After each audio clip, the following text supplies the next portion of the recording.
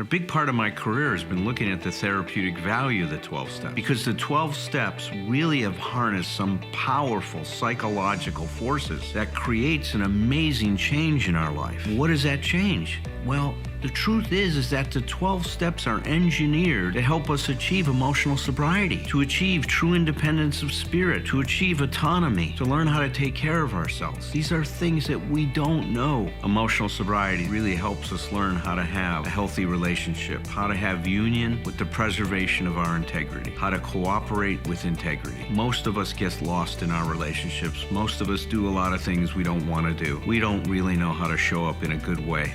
Emotional sobriety is about learning to have healthy relationships.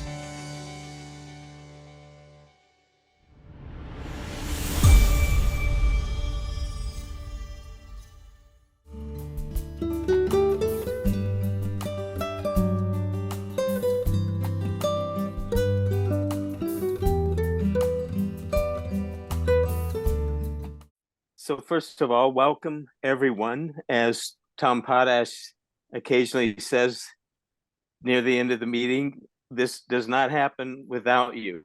And truly, it does not happen without you. So thank you for making your own awareness and personal growth important enough for you to be here tonight. I want to start off tonight by referencing what Herb mentioned last week. I think it was in the discussion part of the workshop. He said that while he does need to put himself at the center of his life, and I'm paraphrasing here, he and we get into trouble when we expect, and especially when we demand, that other people or the universe or the planet or whoever or whatever puts us at the center of their life as well. The only problem with doing that is it leads us to have very strong expectations and demands of other people. And when others disappoint us, we're going to take it very personally. So what does it mean to put ourselves at the center of our life rather than to put how other people see us at the center of our life? Well, I'm going to say some things about that. I'm going to read some from Nathaniel Branden, the self-esteem theorist that we've talked about a lot in this workshop. But for me, a way I like to think of it sometime is I have been given somehow, some way, I've been given this life. And an interesting way for me to think about my life sometime is I have the responsibility to be a good caretaker for this life that I've been living. Now, I'm far from perfect at that, but the idea is to continually make progress with it, as Declan and Alan were just talking about. A way that I think about that process sometimes is I think about 4 dimensions of who we each are personally. We have a spiritual dimension. We have a physical dimension, looking at issues in that dimension like health and nutrition and exercise and so on.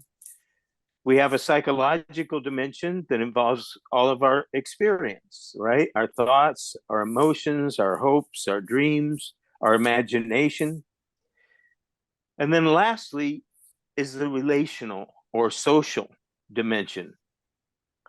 And it's kind of I think of those as 4 quadrants or 4 spheres of each of our lives. And you can divide them up different ways, and you can have more than 4 areas that you can talk about for sure.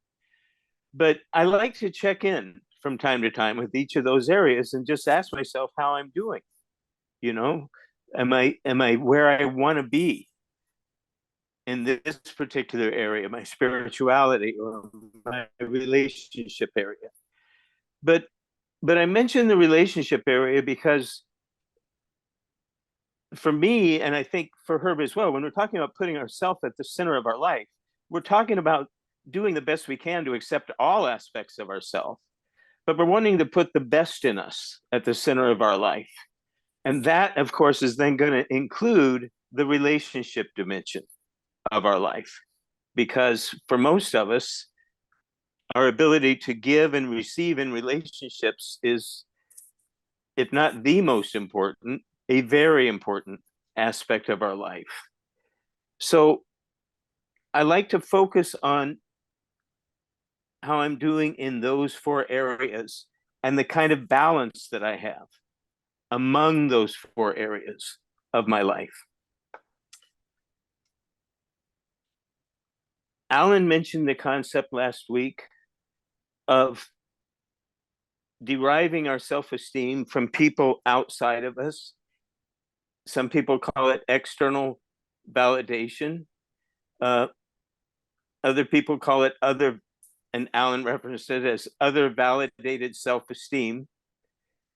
And the connection between that and taking the behavior of other people personally. As he put it in this chapter of his book, taking things personally is a function of low self-esteem. Our low self-esteem makes us very focused on and concerned with the approval and disapproval of others, end quote, which in turn means we are very emotionally dependent on others for our feelings about ourselves, and therefore very inclined to take their words and actions personally. If I'm constantly focused on how others see me rather than how I see myself, or even how I see them, I'm putting myself at the mercy of a very insecure, very unstable way of evaluating myself. A useful question to ask myself when I notice I am becoming very self-conscious, very anxious, very worried about what others are thinking of me is, gosh, I'm all focused on what they might be thinking about me. What am I thinking about me, and how am I seeing them? Not just how they're seeing me. Asking myself that question and then practicing sensory awareness, practicing seeing, practicing hearing, practicing being aware of breathing and my own body sensations helps me do what? It helps me find my emotional center of gravity again. It helps me find my grounding within myself and pull my energy and my attention back into my being rather than projecting it outward into theirs. Nathaniel Brandon, you might imagine that he has quite a bit to say about trying to derive our sense of self-worth and self-esteem from the way that others see us. And I want to read a fairly lengthy section because I think he words this so well and strikes really to the heart. This is from his book, The 6 Pillars of Self-Esteem, a chapter called The Illusion of Self-Esteem, in a section called Pseudo Self-Esteem or False Self-Esteem. Self-esteem is an intimate experience. It resides in the core of one's being. It is what I think and feel about myself, not what someone else thinks or feels about me. This simple fact can hardly be overemphasized. I can be loved by my family, my mate, my friends, and yet not love myself. I can be admired by my associates and yet regard myself as worthless. I can project an image of assurance and poise that fools almost everyone, and yet secretly tremble with a sense of my inadequacy. I can fulfill the expectations of others and yet fail my own. And then to go further forward, the acclaim of others does not create our self-esteem. Neither does erudition, material possessions, marriage, parenthood, philanthropic endeavors, sexual conquests, or facelifts. These things can sometimes make us feel better about ourselves temporarily or more comfortable in particular situations. But comfort is not self-esteem. The tragedy of many people's lives is that they look for self-esteem in every direction except within, and so they fail in their search.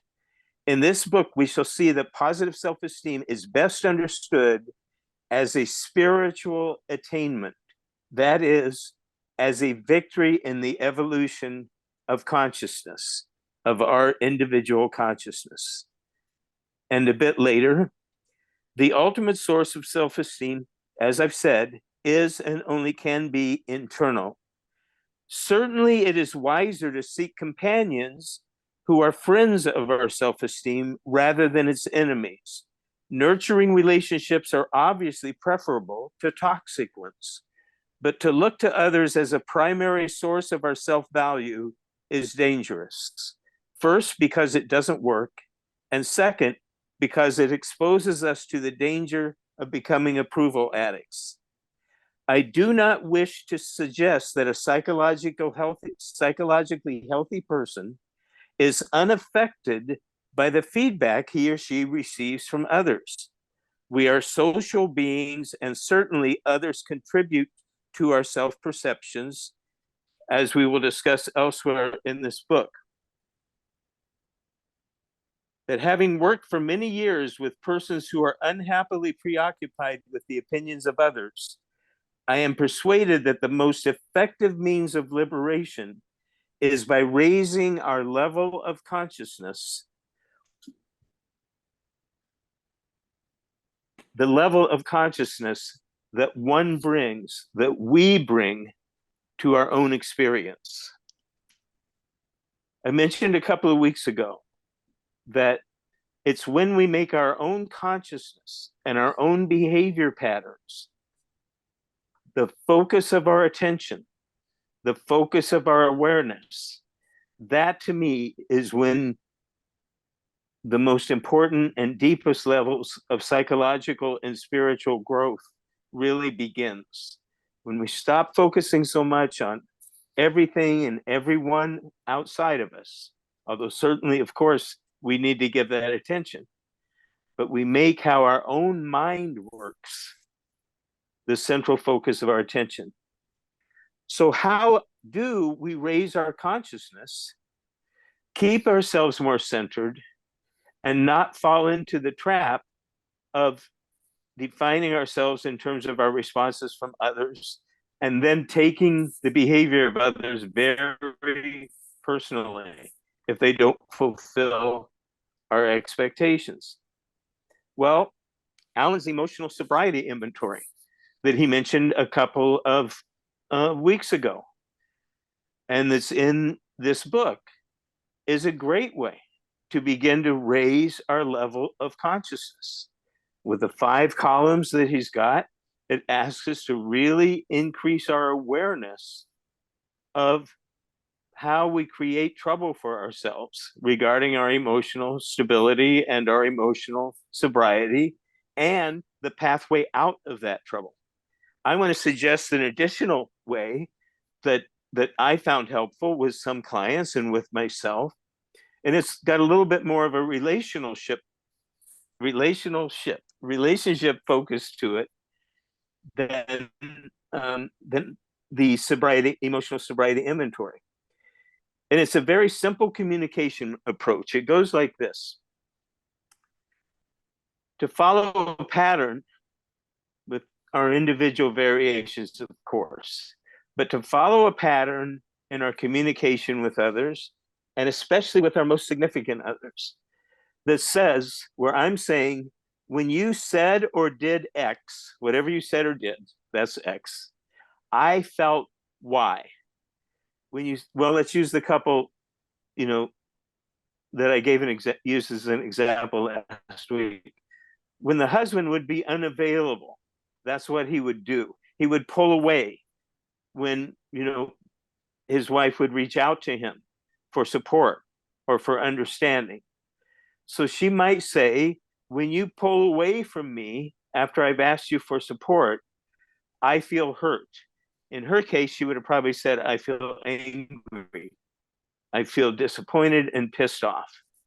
Then the third element after when you say or do X, I felt Y, is what I need or want is. What I need or want is. So those three elements, when you said or did X, I noticed or I became aware that I felt Y. What I want or need right now is. And then I add one more element to that. After I've expressed what I want or need, I ask my partner what they think of that, how that feels to them. Are they open to what I'm asking for? Like she might have asked for a hug, or she might have said, what I need from you is to listen to me for a few minutes. Now, that doesn't mean magically because she's asked that question that he's suddenly going to be available to her, right?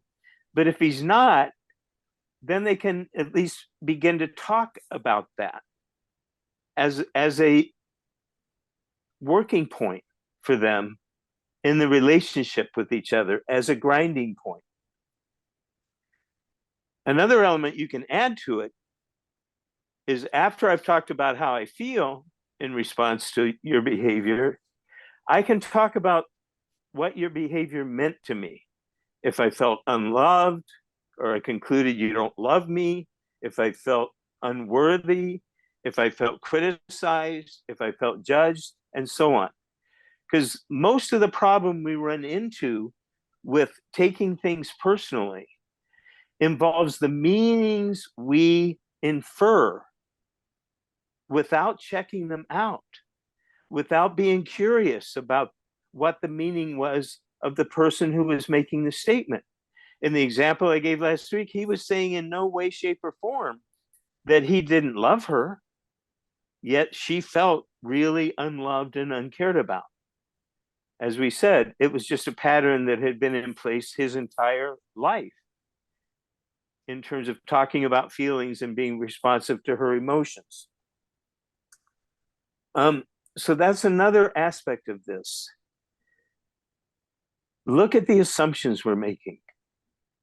Look at the conclusions we're drawing.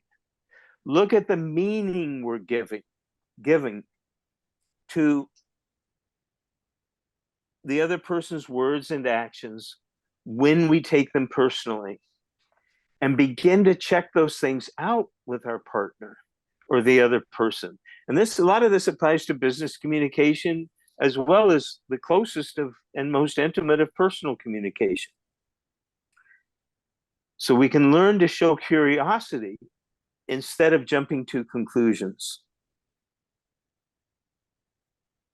The point of asking what I want or what I prefer is it brings into the foreground, instead of me focusing on all kinds of things that most of us devolve into when we're disappointed or hurt. What are those things that this way of communicating takes out of the picture for the most part? There's no room for blaming. There's no room for saying you made me feel this or you made me feel this. There's no room for mind reading, which is, I know where you're coming from with what you just said. I know what your motive is. I know what your intention is. There's no move for topic switching where we start to bring up the past and start to divert onto that. There's no room for a lot of the ways that we create trouble and discord that's very unproductive, almost always. It just creates more pain.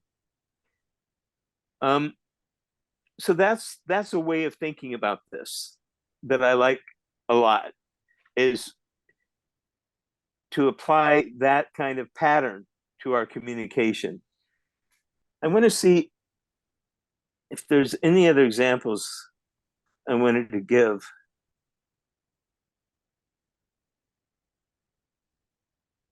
Oh, yeah, it does away with accusing, with criticizing, with overgeneralizing, meaning you say you always or you never. How many of you can relate to this? I've used every one of these countless times, and I will use these again. You know, um, they're just ways that we find ourselves often quite defensively responding or aggressively responding when we've taken somebody else's behavior very personally. A couple other points I want to make before I conclude and let Alan and Herb come in.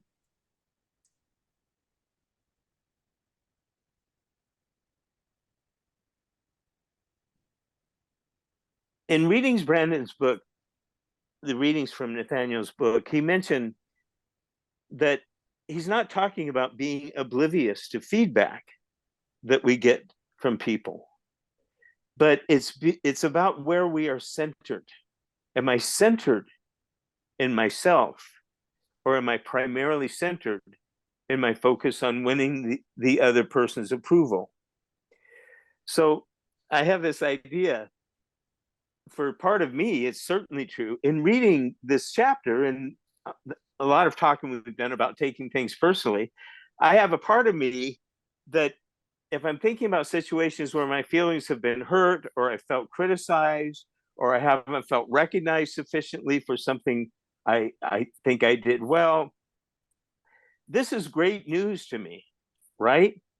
If it's been negative feedback or negative information I've been given about myself, I'm ecstatic, because now all of a sudden, oh, this is great. This doesn't have anything to do with me. This is entirely about the other person and their experience and their life and who they are and where they're coming from. Yeah. So there's one problem with that. And Alan points it out really nicely in his book. This same reasoning applies to positive things they're saying to us about ourselves, right? And my reaction is, oh, no. The positive things somebody's sharing with me, those are about me. Okay. those are absolutely incontrovertibly about me. The negative things are about them. That's my notion of, what not taking things personally means. And it doesn't work that way. It's like, if the things that they're saying about me that are negative are primarily about them and their projections and their history and their disappointments, the positive things they're saying are largely about them as well. And I don't say it's all about them by any means. I think, we do have influence and we do have validity to some things we say about others and they say about us. And I think we miss out on a lot of very valuable information about ourselves if we always just say, well, consider the source. If somebody's given me some quote unquote negative feedback about me, that could be very, very valuable information to me. So one last point I want to make, which is something that's so hard for me to hold on to in terms of my day-to-day and moment-to-moment functioning, but it's mind-boggling to me. Because I can think of this and have thought about it for years, and this part never occurred to me until I was preparing this presentation. When I'm thinking about other people, it's easier for me to understand all this stuff that we're talking about not taking things personally. But the revelation was, oh, wait, this applies to me when I'm having perceptions of other people too. No matter how convinced I am that what I'm saying is true about them, whether it's positive or negative. What if it's more true of me than it is of them? Again, I don't like to get black and white, all or nothing with this, but it's like, No. My perceptions of other people is about them. Okay. It's not about me. It's about them.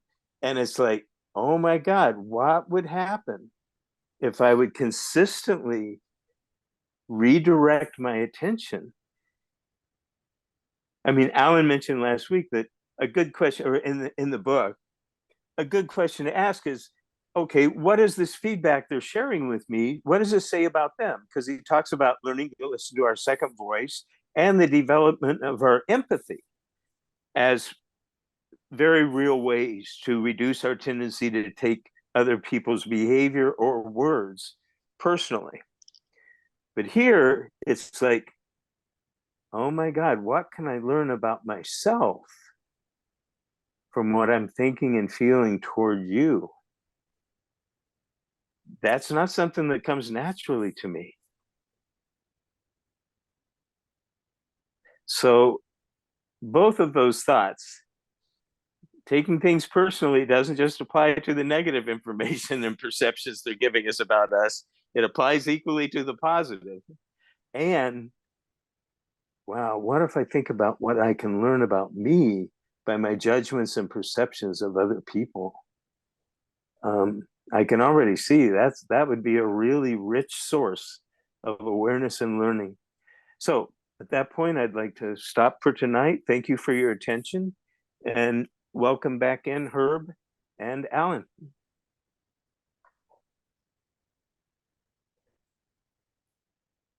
Thank you, Roger.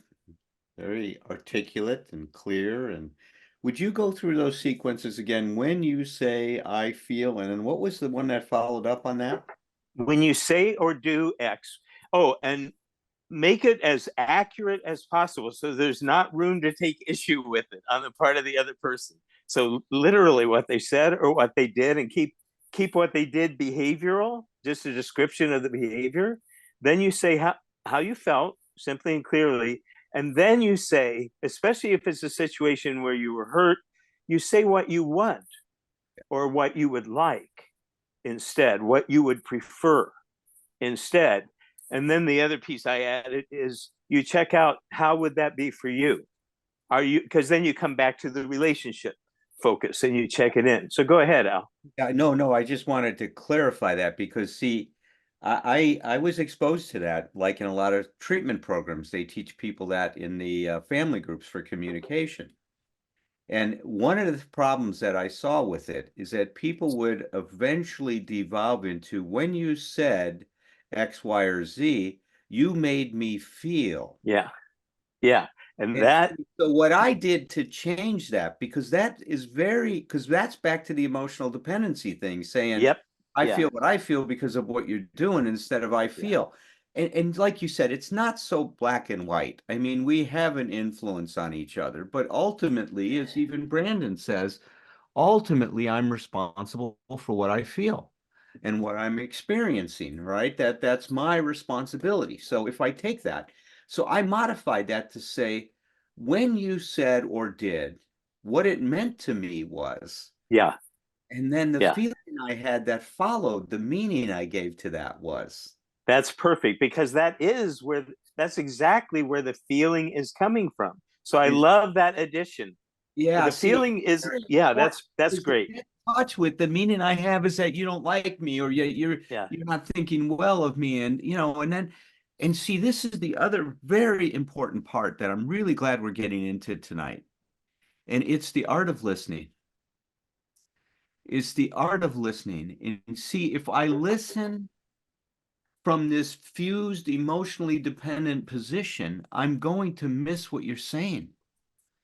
If I have to find a way to listen by being detached from that part of me that's taking it personal, and by being attached to being curious about what is really going on with you and trying to have empathy for your experience.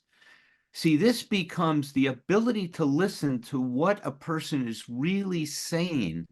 You won't hear it if you take it personally. Yeah. And see, that becomes a very important part of communication, is that we're able to somehow listen way beyond the words to what that person is really saying. And oftentimes, you know, even though we're incredibly articulate adults, sometimes we have a lot of trouble in finding the right words to express ourselves and to label what we're experiencing and to talk about it, and especially to talk about it without blaming somebody for it. Yeah.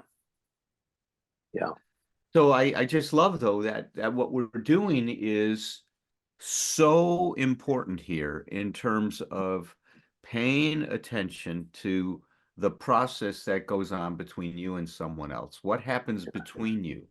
Because that's the area, you know, if I work with a couple, I'm not focused on either person. I'm looking at what kind of contact is being made. Yeah. So thanks, Raj. It was wonderful. Thank you. Yeah. Herb. And that's the benefit of the discussion that you guys just had, clarifying it and or even expanding it. Yeah. You made a really big point, Roger, at the beginning, talking about consciousness again, and that might be just selective attention on my part, but it's such a prominent place in my life right now of an awareness of my of people. And wanting to be aware, but also being attempting to look through the lens of being helpful, and checking out my own motives and my feelings, to be conscious of. So, and I was glad that you read the longer part that you did, because I had made some notes on that, because getting, for me, feedback from outside of me has been incredibly important for me Yeah. to shape some of, or reshape some of the thoughts and feelings and attitudes I had about people, about attitude, about life, about myself. When I'm hearing healthy people give me feedback, whether they're intending to or not, whatever they're saying and or doing is giving me feedback, and I'm paying attention to that, because I now have a motive, and I have for a while, long time, to be a decent human being. I really, but I don't, many times, I don't actually know what it means, because I don't have any models from the past or experiences from the past. So I really do need to listen to see what is my impact of my behavior, of my words, of my attitudes on other people as I'm hearing it. But I'm also very clear, because I've done a 4-step, that a whole bunch of what they're doing and they're saying and they're feeling is a projection of who they are. So I've learned through all of what we're doing here, especially given some words to the concepts, as to getting a healthy kind of discernment of that. What's positive? No, what's helpful, not positive. What's helpful feedback, and what is it? What's just a projection on somebody else's problems? So when I'm coming from this attitude that I adopted, and when I did the steps the first time, 25, 30 years ago, I began to try to adopt this. I want to be helpful, keeping it really simple.